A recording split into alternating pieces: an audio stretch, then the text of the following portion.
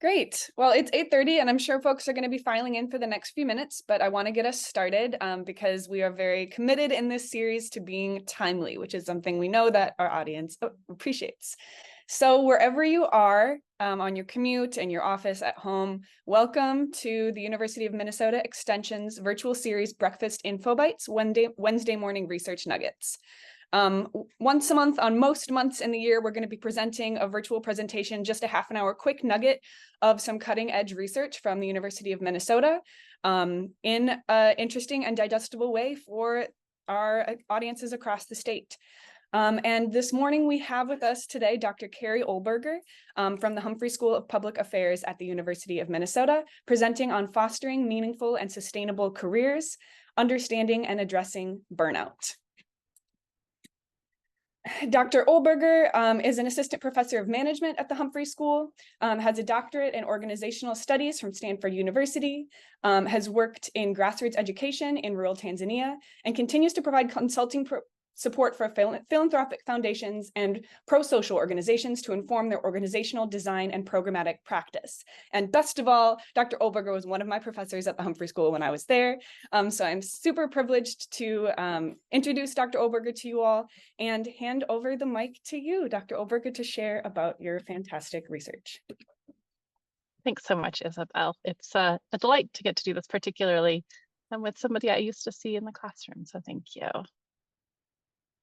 Okay, great. Welcome, everyone. It's great to have you here. This is a topic that I am deeply passionate about, so we're just going to jump right in. As you're joining, please feel free to throw in the chat either an emoji or a word or a sentence that describes how you're feeling this morning. And as you're doing that, I will give a brief overview of what I'm going to be covering today. So basically, I'm distilling down a full semester-long course that I teach on burnout into our quick morning this morning. But so I'm going to first define burnout and explain a little bit about the stress response cycle. Then I'll talk about some of the symptoms of burnout, the three main symptoms, 2 quick slides on the causes of burnout, and then really leave you with 6 different things that you can do, hopefully after this presentation, to start working on either preventing or addressing your own burnout. So the WHO defines burnout as an occupational phenomenon that results from chronic workplace stress that has not been successfully managed. And what we're going to dive into in the next slides is really thinking about what does successful management of that look like. But what I just want to emphasize at this stage is if you sort of imagine a healthy stress response cycle, right? Our bodies use stress, respond to stress in healthy ways. It's part of what kept us from being attacked by a lion, right? Back in the day, if you imagine being chased by a lion, you'd go back home, you'd start telling the story to all of your family and friends. You'd probably retell it a whole bunch of times. You'd have a nice big meal, and then you'd probably sleep for about 20 hours. And then when you woke up, you would feel sort of rejuvenated. You wouldn't feel like you were still being chased by that lion. Your body wouldn't still be producing all of the stress hormones that it needs to get through that event. The problem with chronic stress is that we never complete that stress response cycle. So our body is constantly in this sort of fighting, fleeing, freezing response. And that's quite unhealthy for us, particularly in the long term. And so that's what we see happening in a situation of burnout. So Christine Maslach and her colleagues have been doing work on burnout for about 4 decades now. And they've identified 3 main clusters of symptoms of burnout, and they're sort of progressive. And so as somebody is burning out for longer, you'll see them move along this from the left to the right.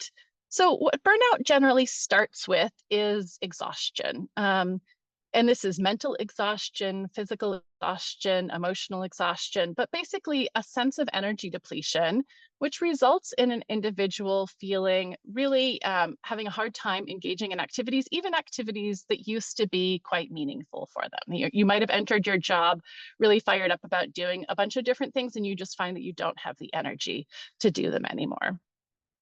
If you persist in the same chronic stress and job condition, what often happens is people start to then become cynical, right? And this means that you're starting to feel a little bit more withdrawn or detached. Sometimes it shows up as being irritable or negative about your clients. There's generally a sense of hopelessness. that folks feel towards their job generally. And if you work with clients, then often that gets projected onto the clients that you work with, even if having direct interaction with clients is something that really attracted you to your job in the first place. And then finally, sort of the last stage of it is really becoming inefficacious at your job, not being able to continue to have the capacity or the effectiveness in your job that you had at one point. So what causes burnout? I'm going to briefly outline a set of both organizational and institutional reasons that people experience burnout. And I think this is really important because although the rest of this presentation is going to focus on individual things that you can do, I really want to emphasize that although this is often framed as an individual phenomenon, by society at large, by organizations. It's actually an occupational phenomenon. That's how the WHO defines it. And in order to have an end to the burnout epidemic, we really need organizations and policymakers to get on board to create more sustainable and humane workplaces. So the very first indication or cause of burnout is an unsustainable workload. This is often what people think of when they think of burnout. They think, oh, I have too much work and I don't have the resources or the time to get everything done. And so we'll go back to that one quite a lot. I'm just going to quickly go through the others. A perceived lack of control, right? You're being asked to do things that you don't have the resources to be able to successfully carry out. There's insufficient rewards for your effort. So that can go from, your boss not giving you positive feedback, not getting, financial raises, being engaged in some sort of social change work and really not seeing the social change. So you're working really long hours, something you feel passionately about, but you're not seeing the change that you're working so hard for. That's also insufficient rewards for your effort. Lack of a supportive community, being in a toxic workplace, a lack of fairness, having very clear signs of a lack of equity or equality within your workplace, and then mismatched values and skills. If you can't bring your core values and skills to the table, or if you're being asked to draw upon values or skills that you don't hold near and dear to yourself. Institutional's a little bit more difficult to sort of wrap our heads around because actually we have none of these institutional supports in the United States. And so what we're really looking at is what do other countries have that help to prevent burnout, but we don't have in the United States. So I'll just quickly again run through. Generally, 60% of people who are salaried in the United States work 50 to 60 hours a week at least. And people who are doing hourly work are often holding multiple jobs that gets them even above that. In contrast, some other countries, they have a 30-hour work week or a 4-day work week. We have non-existent paid medical and family leave in the United States. We have exorbitant higher education. It's the second most expensive in the world after Jamaica. Which means that our students are on average paying back their college loans for 27 years. And we have a complex, expensive, and mixed healthcare system, which is really in contrast to the single payer, state-sponsored healthcare that exists in other countries. So all of these things create ripe conditions for burnout. And all of these things need to be addressed, not just on an individual level, but on a more societal level. What I'm going to focus on that we can do something about is that there's also this set of cultural messaging that we end up embodying on an individual level that lead to, even in the face of healthy organizations, people often overextending themselves at work. And we do this for 3 sets of reasons, and they are cultural. And so in the next slide, when I talk about solutions, we do need to build micro communities around alternative norms for ourselves to try to push back against some of this. The first one is that we take on our work as our identity, right? I think this happens from a young age. We ask kids as young as 3 and 4, like, who are you going to be? What are you going to be when you grow up? Like, as if what you're going to do for work is actually who you are. And I think we end up attaching to that our sense of self-worth being defined by our productivity at work. And so if for whatever reason we are not as productive as we'd like to be, we feel like we lose our sense of who we are through that. The other set is that we often perceive work as a hustle or a grind. This is part of living in late stage capitalism. But the ways that this shows up individually is through a sense of perfectionism, wherein basically we hold ourselves to exceedingly high standards in terms of what we expect our work to look like. And also a sense of imposter syndrome, where sometimes we don't feel like we belong in some place, and so we are overproducing in order to justify our seat at the table. Both of these obviously lead to people being much more likely to engage in overwork, which has positive consequences for organizations often, but really negative consequences for individuals. So these are the 6 things that hopefully are ideas that you can take away with you after this presentation to start to at least mull over ways to move forward.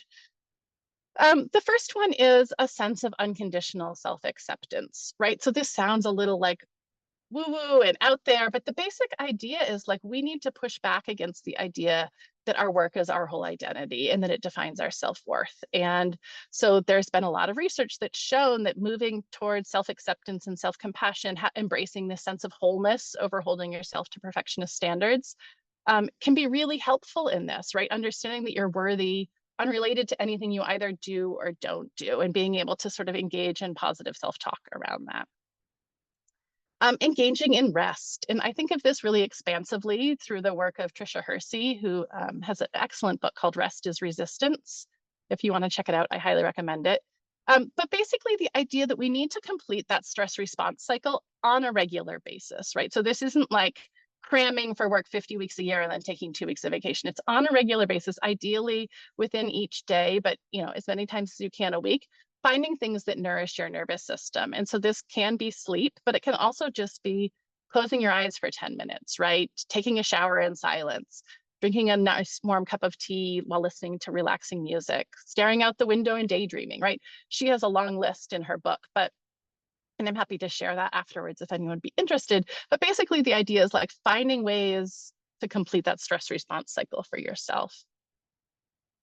Clarifying your core commitments. And what this really is about is thinking, one of the places where you have agency is if your organization is not changing any of those things that we viewed on the previous slide, you can think about, is it time for me to quit this job? Is it time for me to leave this job? And so sometimes I encourage my students to think about like, is this working for you? Just sort of a broad reflection, but then also a sort of brainstorming activity around a plan B. And so just as a thought experiment, thinking through like, if I wasn't doing this, what would I be doing? And sometimes that just helps to loosen the sense that we're stuck in particular positions. Thinking through your leisure time, one of the things that research has really found is that we get locked into this self-reinforcing cycle of overwork because we care about our work. And so then we do it a lot, and then we don't have that much time to develop a non-work life. And then because we don't have a developed non-work life, we just keep putting all of our extra time and energy into work. I know I've certainly fallen prey to this at different stages in my career. And so really just thinking proactively about how you'd like to foster pleasure and joy in your life outside of work. And I have a dear friend whose therapist encouraged her to like, think about what you enjoyed doing in middle school. And she was like, oh, I loved riding my bike. And so now she's started riding her bike a lot more, right? Sometimes you have to dig deep if you have been overworking for a long time. Setting boundaries, we actually cover this in the course quite late because I think all these other things are helpful precursors, and also people often have a really hard time setting boundaries. So I have folks reflect on why do you maybe have trouble setting boundaries?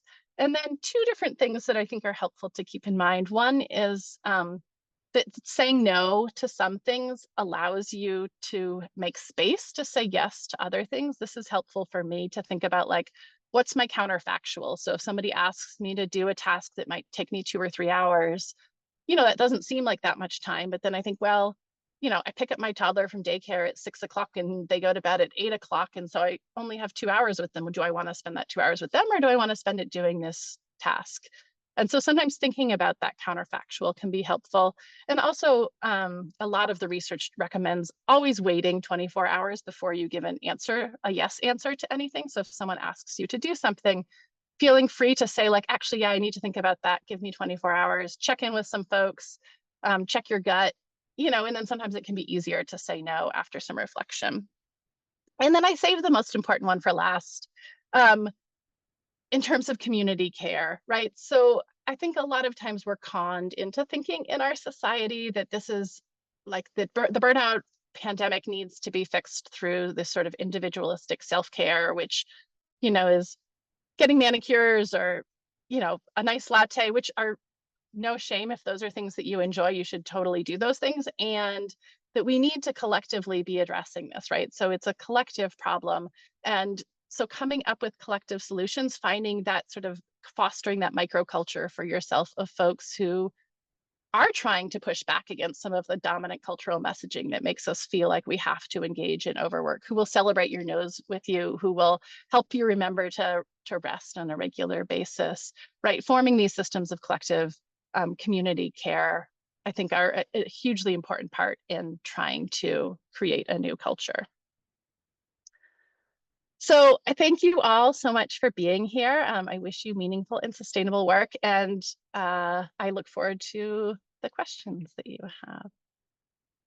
But yeah, as we wait for some questions to come in, what's one thing you might recommend folks do right away today with the information you've shared? You shared a lot of great tips, but maybe one thing that you would recommend the most. Yeah, I would say to start with self-compassion. I think sometimes we can be really critical on where we are and blame ourselves for being in the situation that we're in. And so I think just starting with a lot of compassion for how difficult this is, and then proceeding gently with like, what is one thing that you could do today, understanding that if you can't do it, that's also okay. But like, if that's closing your eyes and taking 3 box breaths. So, a box breath, for those who aren't familiar, you breathe in for whatever number of counts and then pause for a few counts, breathe out for the same number of counts, and then pause for that number of counts. And sometimes for me, it just takes like 2 or 3 of those breaths to like recenter myself. So as we're waiting for the questions to roll in, please feel free to do a few box breaths. Questions are rolling in, so I'm sure Isabella's ready to jump in.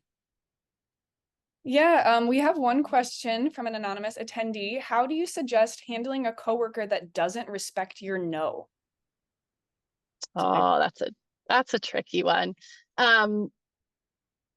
Yeah, I think, one of the best ways that I've understood boundaries is boundaries are not what other people do, they're what I choose to do when something happens, right? So a boundary isn't actually asking someone else to do something, it's understanding for yourself, if somebody else does something, what will I do in response?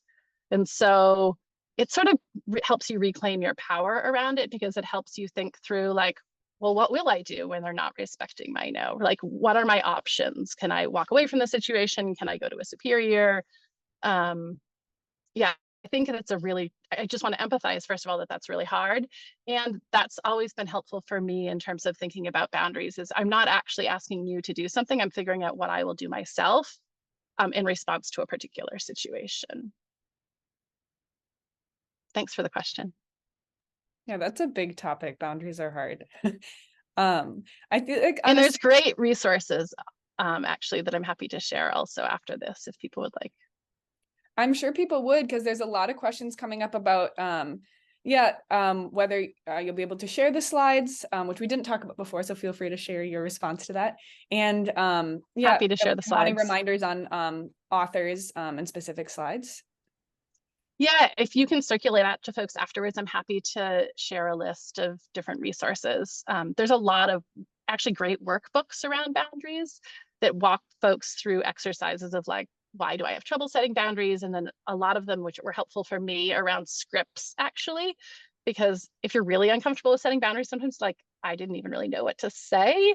And so it helps with scripts to practice of things to say, and then also helps you forecast situations when folks may push back. And so they'll give you common scenarios for like ways in which people might push back against the boundaries, and then other next stage responses that you can have, because I think a lot of people have similar challenges to the first question. So yeah, I'll just jump in too and say we can put any of those resources up on the website where people are registered at. So if people want to check back, and we may be able to send something out too, I'm not sure, but we can definitely put resources up on the website for this page. And we have a question jumping in, a lot of really similar questions about, again, those boundaries. For example, someone shares that I think working from home could be beneficial on this topic, but businesses seem so adverse to it. Do you have any ideas on why? Do you think businesses would be adverse to working from home? I have lots of thoughts about why businesses are adverse to people working from home. I think that often people have a hard time with change. And I think it's still really, really new, right? We've had thousands and thousands of years of human evolution of interacting with other people in person. And we're like really, really new at trying to figure out how to do that online. And so I just think that culturally, it's still taking us time to like make that more normal. I know I used to have a resistance to teaching online, and now I absolutely love it. But I was sort of forced into it from COVID, and now I've figured out how to make the best of it and see all the advantages that we can't do in person. And so I think folks just have a hard time, I think, with that transition. I do think working from home can be a double-edged sword. I think it can be really helpful for folks having flexibility around other life demands. And I think it can be really hard if you don't set up strong routines for yourself of boundaries to feel like your work is now infusing your entire life, right? It's like, oh, it's nice that I can go and do a load of laundry like during my lunch break, but also it means that like at 3 in the morning when I wake up, my computer is right there and I could just plug into work. So I think it does take some real conscious boundary setting to have it stay positive and to not bleed into the rest of our lives. That is real, if anything. We have a really important question here from another anonymous attendee. How does ADHD factor into burnout? How do you manage having ADHD and not being able to work sometimes in our capitalistic culture and the ensuing shame? If you have any knowledge about, ADHD and neurodiversity and burnout. Yeah, that's a fabulous question. And I think part of the struggle with this again leads to like we have some very ossified understandings of what work should look like. I think this goes to the like in-person versus online. It also goes to sort of how we understand the rhythm of work that people do. I think often people who are neurodivergent end up doing like burning really hard and then really needing that like week or two to recover from a period of really intense focus. And we don't have the rhythm within a lot of our workplaces to be able to facilitate that. But I think that we could do that, right? You could imagine an organizational culture that says, oh, like this employer, this group of employees actually prefers to work really intensely for, a burst of time, but then they need like an equal amount of time at least to be able to recover from that. And I think unfortunately, we just don't see a lot of that happening in a lot of our organizational cultures, but I think it's possible. Yeah, I think there's a lot of that that wondering of what is the possible and how you get there. With a lot of folks in these questions, one person shares, Sherry Lindemann shares, I like the idea of community care. And how have you seen others in organizations do this to shift their culture to a community of care? Have you seen any like successful takes? Yeah, it's a great question. And I think this sort of bleeds into a lot of the research on what leads people generally to be satisfied at work. And, having a supportive work culture and having a supportive supervisor remain like the two most important things that foster people's satisfaction at work. And so this is where leadership really does come into play, right? You can have an organization where it's like, sort of the stereotypical example is a lot of the like tech companies in Silicon Valley, right? Will have unlimited vacation, which like looks good on paper, but if everybody's actually working 80-hour weeks, like nobody ends up taking vacation, right? Because the cultural understanding is that we're not going to do that.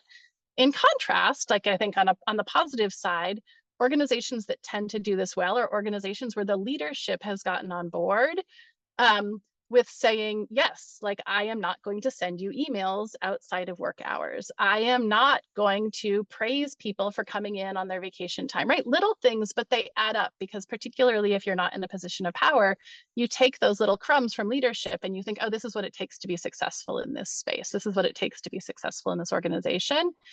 And so when leadership can lead the way, it can be incredibly successful, actually. And I've seen a number of really wonderful examples of that where they've been really intentional with collectively pushing back against some of those dominant norms. Can it happen in a grassroots way? As a social movement scholar, is something that's like near and dear to my heart. And I think that it's certainly possible. It is definitely possible within like on a team level. And I've certainly seen that also in organizations where a team of people who all have a similar mindset and who want to create a different microculture among their team will be able to do that. You know, having folks dispersed across the organization, you can certainly create a microculture around what you care about. I've certainly done that at different stages in my career where both my team and the leadership have not been on board, but I've been committed. And so I found folks both, you know, within my immediate organizational environment, but also colleagues at other institutions. And so that's been huge for me in my own career, is just finding my people and celebrating an alternative cultural approach to all of these questions. That is, yes, so important. Yeah, in Extension, we have a lot of identity-based affinity groups, and that seems like one way of finding people. That's been helpful for a lot of folks. And yeah, there's so many important ways to find people. So for folks that are asking us some of these questions of how, there's still so many questions about like how to implement that. I feel like that's such an important recommendation. We do have one question from Bill Berg here on the leadership side for when a leader is on board. Bill asks, as a leader of an organization, would it be best to teach this information first to board and managers and move them in this direction and then onto staff? Or would you recommend a different approach? Thanks so much for the question, Bill. It's great when leadership is on board with these ideas. And yes, I do think that that's a really helpful way to start, is actually getting leadership on board first, because I think what we model when we're in leadership positions just has, you know, it's the sort of old adage with our kids, like, they do what you do, they don't do what you say. And so if you can get leadership on board, actually practicing these different things, modeling these different things, that then when you roll it out and explain to staff, like, this is what we are trying to do as an organization, they actually see models for how that looks. And they see that you actually mean what you say, that you're not saying like, we should all work less, but then you're working 80 hours a week yourself and not taking vacation. It makes it harder then for employees to be like, can I really do that? So yeah, thanks so much for the question. It's a great one. Well, there's definitely more questions in the chat, and unfortunately we're running short on time, so we won't be able to answer all of them. But as Dr. Oelberger said, we'll share those slides after the session through an email to all of you, and we'll get Dr. Oelberger's email out there as well if you have questions. But otherwise, we want to just close out. Thank you so much for joining us today for this second session of Breakfast Info Bites. And we do have another session upcoming that Kim's going to lead. So Kim, would you like to just quickly share about our upcoming session? Yeah, absolutely. So if everyone can mark their calendars for Wednesday, June 12th, again at 8:30 to 9 a.m., we will have Dr. Laura Allen from the Department of Educational Psychology, and she's going to be discussing the impact of generative AI, specifically in regards to education, but also a little bit just in terms of our general lives too, and highlighting both its potential and its challenges. So clearly a hot topic right now that I think a lot of people will be interested in. Great. Well, thank you so much. I hope you have a wonderful rest of your days. And thank you so much, Dr. Oelberger, for joining us today and sharing such important information. Thank you so much. It was a pleasure to be here. And thanks for all your great questions.